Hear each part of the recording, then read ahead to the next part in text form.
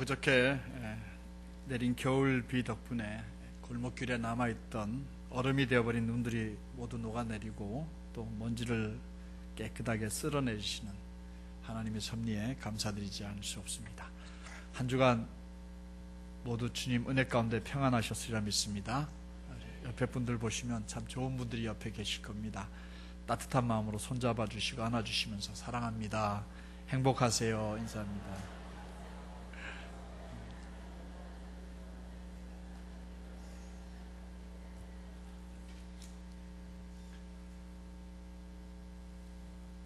오늘은 교회 절기로는 구세주 되시는 예수님의 강림을 기다리는 대강절 세 번째 주일입니다. 그래서 오늘 세 번째 초를 이렇게 밝혀 놓았습니다. 이 땅에 예수 그리스도께서 구세주로 강림하셨습니다. 예수 그리스도 그분은 죄 때문에 하나님께 버림받은 사람들, 그 결과 영과 육이 병들어 버린 사람들이 절망과 어둠의 고통 속에 살고 있을 때 이 땅에 구원자로 빛으로 오셨던 것입니다. 그리고 그분은 하나님이셨지만, 가장 높은 분이시지만 섬김을 받으러 오신 것이 아니고 자기 목숨을 모든 사람들이 지은 죄에 대한 죄값으로 내어주시기 위해서, 죄인인 우리들을 섬겨주시기 위해서 이 땅에 오신 것입니다. 결국 예수 그리스도는 대신 죽는 대속의 죽음을 위해서 이 땅에 오신 것입니다. 그러므로 우리는 오늘 예수님이 이 땅에 빛으로 오심을 감사와 기쁨으로 기다리는 대강절 세 번째 주일에 오히려 주님의 죽으심을 기념하려고 합니다. 앞에서도 말씀드렸지만 예수님은 당신을 십자가 위에 죽이심으로 우리에게 영원한 구원이라는 기쁨을 가져다 주시기 위해서 이 땅에 오셨기 때문입니다. 우리를 위해서 죽임당하시기 위해 이 땅에 오신 예수님이시기에 예수님의 탄생이 우리에게 기쁨과 즐거움이 되는 것입니다. 그러므로 우리는 오히려 성탄을 기다리면서 성찬을 행함으로 예수님의 탄생의 의미를 더 깊이 새겨봐야 하겠습니다. 오늘 우리가 읽은 본문은 사도 바울이 고린도 교회에 보내는 첫 번째 편지 부분입니다. 그 가운데 특별히 성찬에 대해서 이야기하는 부분입니다. 이 구절에서 우리는 사도 바울이 성찬에 대하여 언급을 하면서 우리들에게 권면하는 말 몇 가지가 있습니다. 그 권면의 말을 우리가 바로 마음에 잘 새겨드려야 비로소 우리는 우리 자신을 잘 돌아보게 되고, 그리고 용서를 구하고 진정한 마음으로 성찬을 대하게 될 것입니다. 더 나아가 정결한 마음으로 새해를 준비하고 또 주님 앞에 충성을 다짐하게 될 것입니다. 그렇다면 사도 바울이 성찬을 대하는 고린도 교회 성도들과 또 우리들에게 오늘 권면하는 말씀이 무엇일까요? 사도 바울은 성찬에 앞서서 먼저 교회가 하나가 되지 않고 있음을 다그쳐 책망하고 있습니다. 사도 바울은 고린도 교회 성도들에게 왜 교회에 분쟁이 있느냐 하고 다그쳐 말합니다. 본문 12절부터 22절까지 세번역 성경으로 읽으면 여러분들에게 도움이 되리라 생각합니다. 제가 읽을 테니까 여러분들은 자막을 따라 보시기 바랍니다. 다음에 지시하려는 일에 대해서는 나는 여러분들을 칭찬할 수가 없습니다. 그것은 여러분들이 모여서 하는 일이 교회의 유익이 되기보다는 오히려 해가 되기 때문입니다. 첫째로, 여러분이 교회 혹은 예배 모임에 모일 때에 여러분들 가운데 분열이 있다는 말이 들리는데 그것이 어느 정도는 사실이라고 믿습니다. 하기야 여러분 가운데서 바르게 사는 사람들이 환히 드러나려면 여러분들 가운데 파당도 있어야 할 것입니다. 그렇지만 여러분이 분열되어 있으니 여러분이 한자리에 모여서 먹어도 그것은 주님의 만찬을 먹는 것이 아닙니다. 먹을 때에 사람마다 제가끔 자기 저녁을 먼저 먹으면 어떤 사람은 배가 고프고 어떤 사람은 술에 취합니다. 여러분들이 먹고 마실 집이 없습니까? 그렇지 않으면 여러분이 하나님의 교회를 멸시하고 가난한 사람들을 부끄럽게 하려는 것입니까? 내가 여러분들에게 무슨 말을 해야 하겠습니까? 여러분을 칭찬해야 하겠습니까? 이 점에서는 칭찬할 수가 없습니다. 이렇게 이야기를 합니다. 사도 바울은 고린도 교회를 칭찬하는 대신에 다그쳐 책망합니다. 왜 교회가 분열되어 있느냐. 사도 바울이 칭찬 대신에 그를 다그친 것은 교회 분열 때문이었습니다. 우리가 잘 아는 것처럼 고린도전서 1장 11절과 12절에 보면은 사도 바울은 교회의 분열을 먼저 지적하고 이야기를 시작합니다. 이렇게 언급했어요. 세번역 성경으로 고린도전서 1장 11절 12절을 한번 우리 같이 한번 읽어보도록 할까요? 뭐라고 언급했는지 함께 읽어봅니다. 나의 사랑하는 형제 여러분, 글로 집에 사람들이 여러분의 소식을 전해주어서 나는 여러분 가운데 분쟁이 있다는 것을 알게 되었습니다. 다름이 아니라 여러분은 저마다 말하기를 나는 바울 편이다, 나는 아볼로 편이다, 나는 게바 편이다, 나는 그리스도 편이다 한다고 합니다. 여기서 게바는 사도 바울을, 베드로를 말합니다. 고린도 교회가 4개의 파로 나뉘어져 있었습니다. 그러다 보니 그들끼리 만찬을 했다고 해도 잘못된 말은 아닐 겁니다. 바울은 이것이 너무 속상했습니다. 어떤 이유로든지 분열된 교회에서 성만찬은 더 이상 예수님이 제정한 성찬이 아니다, 이런 생각을 가지고 있었던 것입니다. 분열된 고린도 교회의 성찬 시간에 나타난 현상은 결국 성도들이 예배를 드린 다음에 각자가 준비해온 것으로 식사를, 만찬을 나눠 먹는 시간이 되었을 때 그때 자기 파끼리 모여서 먹었던 것을 우리는 연상할 수 있습니다. 파별로 따로 먹은 것입니다. 더구나 부자와 가난한 사람이 싸운 음식이 좀 달랐습니다. 빵도 포도주도 맛이 달랐겠죠. 그러다 보니 가진 분들과 가지 못한 분의 자리가 또 구분이 되어졌습니다. 게다가 당시에는 종이며 노예들이 교회에 나왔는데 그들은 싸가지고 올 것이 없었습니다. 그래서 그들은 한 자리에 함께 먹지 못하고 가진 분들이, 주인들이 먹는 자리에서 멀찌감치 뒤에서 피해서 그들을 쳐다보고 있었습니다. 얼마나 마음으로 섭섭하고 서운했을지 여러분 상상이 되시죠? 그러니 이런 모습을 보니까 어떻게 가난한 사람들을 부끄럽게 할 수 있느냐라고 책망을 했습니다. 이것은 핏값을 주고 세우신 주님의 교회를 멸시하는 일이다, 이렇게까지 지적을 했습니다.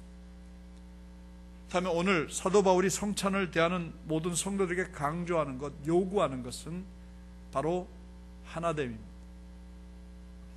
예수님께서 당신의 한 몸에서 살을 찢으시고 피를 흘려서 만들어 놓은 거룩한 식탁이 성만찬 식탁입니다. 여기 우리 함께 모여서 이 식사를 나누면서 우리는 하나님을 아버지라고 부르는 한 가족입니다. 여기에 담임 목사가 따로 뭘 식사를 만들고 또 장로님이 따로 식탁을 만들어 놓고 그렇지 않습니다. 우리는 모두 하나입니다. 생각이 좀 다를 수 있어요. 견해가 다를 수 있어요. 얼마간의 다툼도 있을 수 있고 얼마간 섭섭한 마음도 들 수 있습니다. 그렇다 하더라도 같은 밥상에서 함께 식사하는 사람들을 모두 우리는 내 식구라고 말합니다. 먹는 입이 같다는 뜻이죠. 식구들입니다. 그러므로 식사를 하면서 이내 우리는 모든 것을 풀어버려야 합니다. 오늘 이 아침 성찬에 임하는 우리 동안성결교회 모든 성도들은 우리 교회 가족들 모두가 성찬을 통해 하나가 되라는, 하나인 것을 분명히 떠올리는 이 아침이 되길 바랍니다. 또 함께 성찬에 참여하는 우리 모두는 가정에서도 우리 가족이 하나임을 우리는 분명히 인식해야 합니다. 서로 용서하고 또 서로 용서를 빌고 하나님 앞에서 하나 되지 못한 일들을 회개하고 더욱 화목하고 성령의 맨줄로 하나가 되는 우리 동안교회 성도들 되시기를 주님의 이름으로 당부드립니다. 더 나아가 사도 바울은 성찬에 앞서서 성찬을 대하는 성도들, 우리들에게 반드시 해야 될 의무 하나를 일깨워주고 있습니다. 그것은 바로 성찬을 대할 때마다 예수님의 죽으심을 기억하고 떠올리고 기념하고 그걸 전하라고 우리에게 당부합니다. 본문 23절부터 25절까지 말씀을 세번역 성경으로 제가 읽어드리겠습니다. 내가 여러분에게 전하여 준 것은 주님께로부터 받은 것입니다. 내가 임의로 만든 게 아니라는 뜻입니다. 내가 임의로 제정한 게 아니란 뜻입니다.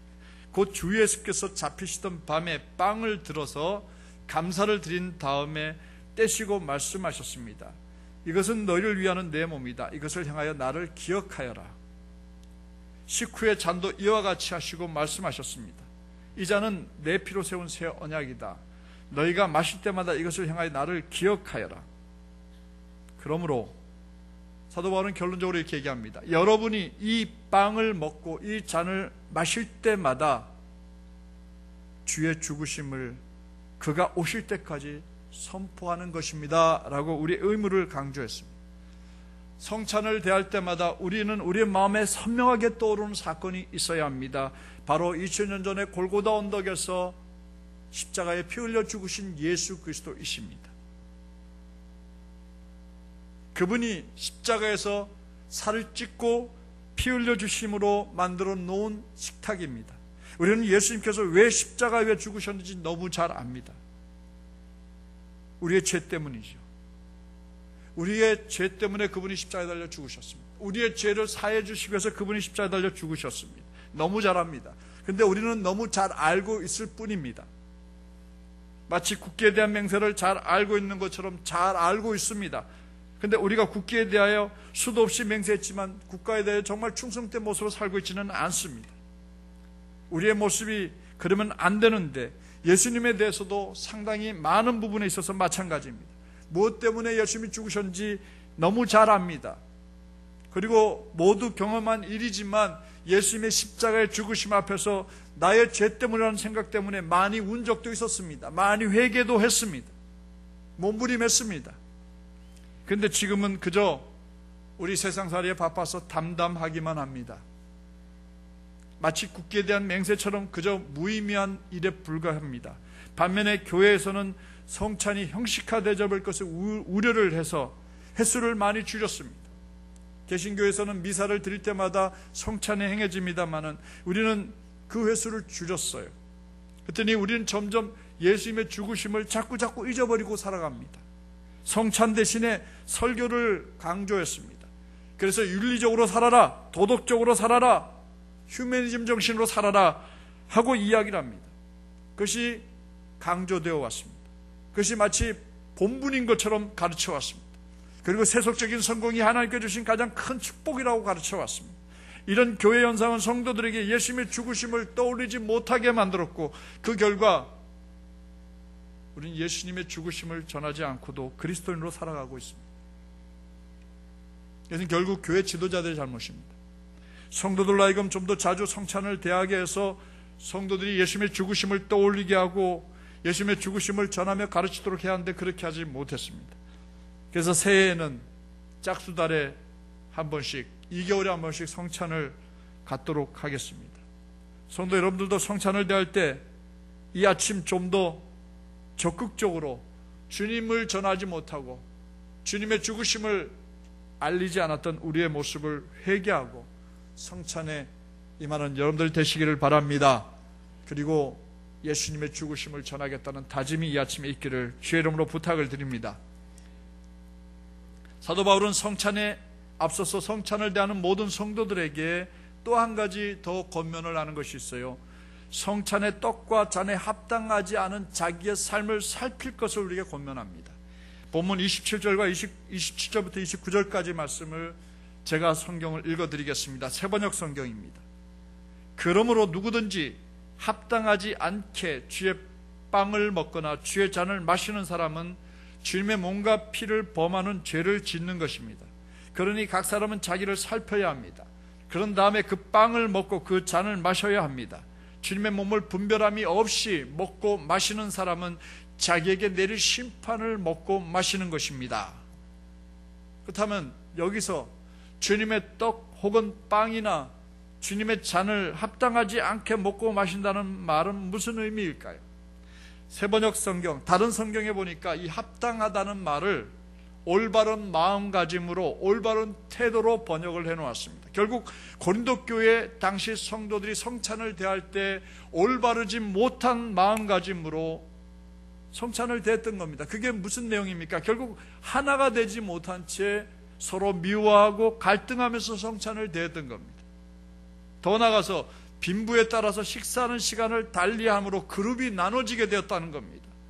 그리고 종과 노예로 가난한다고 해서 교회에서 지나치게 많이 먹으려고 했던 사람도 있었을 것입니다. 식탐을 부렸던 거죠. 또 어떤 사람들은 포도주가 좋으니까 잔뜩 마실 기회라고 해서 그냥 컵에다 잔뜩 따라서 마시다 보니까 취해서 예배 마치고 나면 이렇게 흔들거리는 사람이 있었습니다. 과음한 일이죠. 이것이 합당하지 않은 행동이었습니다. 그러나 요즘은 성찬은, 교회에서의 성찬은 이렇게 빈부의 자리를 나누거나 식탐을 부리게 하거나 과음하는 일이 거의 없습니다. 우리 남자 어르신들은 포도주 마시면 입을 쩝쩝 다십니다. 왜 그럴까요? 좀 더 마셨으면. 그런데 더 드릴 수가 없습니다. 과음을 하는 일은 거의 없습니다. 그런데 이보다 더 심각한 문제가 있어요. 고린도 교회는 과음을 하거나 탐심을 부리거나 이렇게 해서 문제가 됐고 자리를 나누는 문제가 됐는데, 이보다 더 심각한 문제가 오늘 교회들 안에 성찬 앞에서 일어나고 있어요. 그게 뭡니까? 서로 하나가 되지 못하고 마음으로 미워하고 있는 겁니다. 원망과 불평, 시기가 가득한 마음으로, 또 험담하고 수군거리고 비난하고 비방하는 마음으로 이 앞에 나오시면 안 됩니다. 겉으로는 거룩한 척하면서도 성도들이 보지 않는 곳에서 거룩한 사람으로의 삶을 살지 못한 채 주님 앞에 나와 성찬에 임하는 것이 오늘 더 큰 문제입니다. 그렇다고 여러분들에게 성찬을 대하지 말라는 말은 절대 아닙니다. 오늘 이 자리에 성찬에 여러분들 꼭 참여하십시오. 1부, 2부 때는 모두 불러내서 이 앞에 서게 했지만 지금은 그렇게 할 수가 없습니다. 우리 장로님들이 여러분들 찾아갈 겁니다. 성찬을 받으십시오. 만약에 여러분들이 내가 온전해져서 성찬을 받겠다 하시면 아마 평생 못 받을지도 모릅니다. 성찬에 꼭 참여하셔야 합니다. 세례 받으신 분들은 반드시 성찬에 참여하십시오. 대신에 뭘 해야 될까요? 자기를 살피라는 말입니다. 자기의 잘못된 모습, 부끄러운 모습, 죄악된 모습, 성찬에 합당하지 못한 모습을 살피십시오. 그리고 진심 어린 회개의 시간을 가지십시오. 눈물로 자기를 씻어내십시오. 그리고 주님의 피인 포도주가 내 몸에 들어가는 순간 내가 눈물로 미쳐 씻어내지 못한 우리의 감춰진 죄까지 씻어질 것이라는 믿음을 가지고 성찬에 임하십시오. 그리고 성찬을 대한다면 성찬에 합당한 삶을 살고 성찬에 합당하게 살아가겠다고 다짐하는 이 아침이 되어야 될 줄로 믿습니다. 내 삶이 부끄럽다고, 내가 하나님께 충성하지 못했다고 성찬을 거부하면 그것은 겸손이 아닙니다. 자신을 살피세요. 그 후에 떡을 먹고 잔을 마시라는 말씀을 기억하고 오늘 이 거룩한 성찬의 자리로 모두 나오시는 여러분들 되시기를 주님의 이름으로 부탁을 드립니다. 이 시간 우리는 성찬을 대하기 전에 사도 바울이 책망에 가까운 말씀을 마음에 새기고 이 시간 먼저 우리 마음에 기도하기를 원합니다. 우리 교회가, 우리 가정이, 우리 기관과 구역이 하나 되지 못했음을 주님 앞에 회개합시다. 그리고 주님의 십자가 위에서 죽으심을 전하지 못하고 산 것도 회개합시다. 그리고 우리의 삶이 주님의 성찬을 대하기에 합당하지 못했던 것도 이 시간에 우리 진심 어린 회개를 드립시다. 이 시간 우리 주님의 죽으심이 가장 잘 나타나 있는 찬송 144장 우리 눈을 감고 함께 부르도록 하겠습니다. 찬송가 144장을 우리 눈을 감고 주님 죽으심을 떠올리면서 우리 함께 찬양하겠습니다. 예수 나를 위하여, 예수 나를 위하여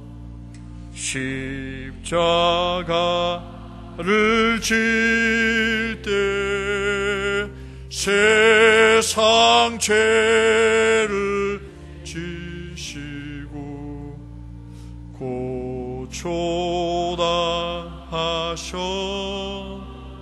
예수님, 예수님, 예수님, 예수님, 나